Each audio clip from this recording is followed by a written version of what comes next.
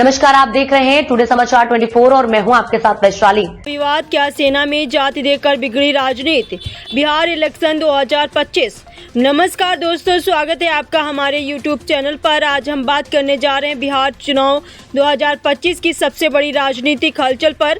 कांग्रेस नेता राहुल गांधी ने एक बयान दिया है जिसने सियासी गलियारों में तूफान मचा दिया है। राहुल ने कहा कि देश की 10% आबादी ही सेना को नियंत्रित करती है। इस बयान के बाद बीजेपी ने जोरदार पलटवार किया है और सवाल उठाया है कि क्या राहुल गांधी अब सेना में भी जाति देखने लगे हैं। तो चलिए जानते हैं कि आखिर इस बयान के मायने क्या हैं। बीजेपी क्यों भड़की और जिस जगह से राहुल ने ये बात कही वहां की जातिगत राजनीति की कहानी क्या है। राहुल गांधी ने मंगलवार को बिहार की एक चुनावी रैली में कहा कि देश की 10% आबादी सेना को नियंत्रित करती है, जबकि बाकी 90% लोग सिर्फ देखते रह जाते हैं। उन्होंने आगे कहा कि भारत की असली ताकत आम जनता है, लेकिन सत्ता और सुरक्षा दोनों पर मुट्ठी भर लोग काबिज हैं। यह बयान उन्होंने बिहार के कटिहार जिले में दिया है। राहुल का इशारा उन आर्थिक और सामाजिक वर्गों की ओर था जो उनके अनुसार संसाधनों और संस्थाओं पर नियंत्रण रखते हैं। लेकिन इस बयान के सामने आते हैं बीजेपी ने कांग्रेस पर तीखा हमला बोला। पार्टी ने कहा कि राहुल गांधी देश की सेना को जाति और वर्ग के चश्मे से देख रहे हैं, जो बहुत शर्मनाक है। बीजेपी नेताओं का कहना है कि सेना एक अनुशासित और राष्ट्रीय संस्था है जिसमें किसी जाति या धर्म का सवाल ही नहीं उठता।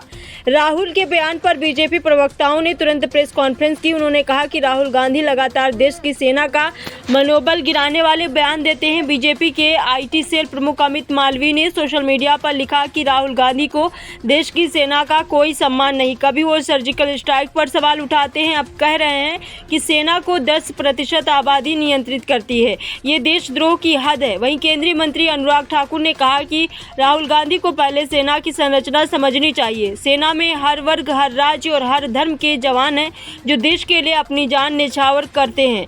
ये वही सेना है जो सीमाओं पर रात दिन खड़ी है और राहुल गांधी उस पर राजनीति कर रहे हैं। उन्होंने कहा राहुल गांधी का बयान बिहार में दिया गया और यही वजह है कि यह और ज़्यादा संवेदनशील बन गया है।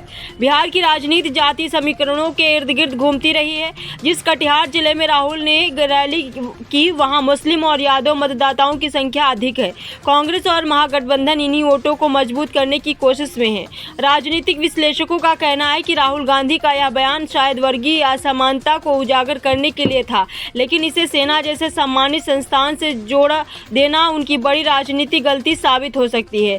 बिहार में एनडीए इसे राष्ट्रवाद बनाम विभाजनकारी सोच के रूप में पेश की पूरी कोशिश करेगा। अगर तथ्यों की बात करें तो भारतीय सेना में देश के लगभग हर राज्य, धर्म और जाति के लोग शामिल है। भारतीय थल सेना में कुल 12 लाख से ज़्यादा सैनिक और इनमें किसी प्रकार का जाति विभाजन नहीं है। हालांकि कुछ रेजिमेंटें ऐतिहासिक रूप से खास समुदाय से जुड़ी रही हैं, जैसे सिख रेजिमेंट, राजपूताना राइफल्स या गोरखा रेजिमेंट, लेकिन यह परंपरा ब्रिटिश काल से चली आ रही है और अब आधुनिक भारतीय सेना पूरी तरह समान अवसर पर आधारित है।